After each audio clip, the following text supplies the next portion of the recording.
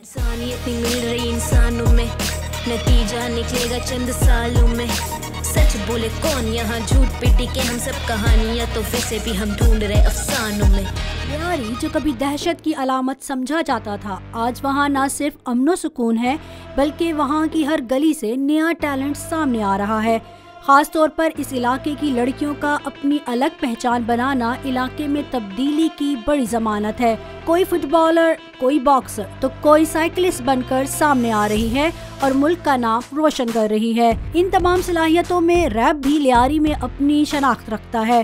Lyari rap के लिए बहुत मशहूर समझा जाता है, जहां से बेशुमार रैपर्स ने अपने फन के जोहर दिखाए हैं। इन्हीं में एक सीक्रेट सुपरस्टार ईवा बीवी हैं, जो पर्दे के पीछे रहते हुए अपने फन को उजागर कर रही हैं। आलमी शोहरत याफ्ता Pakistani music show Coke Studio season 14 में गाए जाने वाले बलोची गाने कना यारी के मुल्क भर में चर्चे हैं। ताहम सबसे ज्यादा तारीफें हिजाबी रैपर गुलकारा की जा रही हैं। कना यारी को 19 जनवरी को रिलीज किया गया था, जिसे कैफी खलील और ईवा बी ने लिखा और गाया है, जबकि अब्दुल वहाब बुक्टी ने इनका साथ दिया।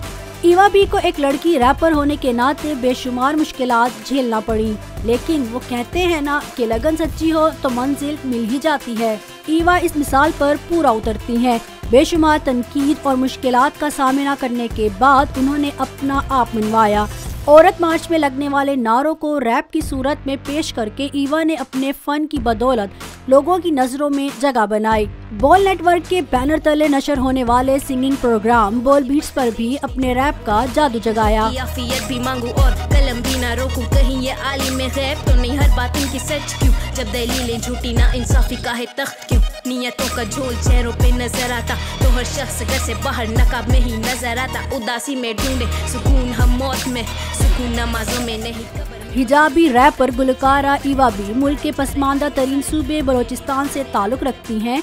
ईवा बी ने 3 साल कबल इंस्टाग्राम पर 2018 के इख्तिताम पर अपना पहला रैपर गुलकारी का गाना शेयर किया था, जिसे काफी सराहा गया था।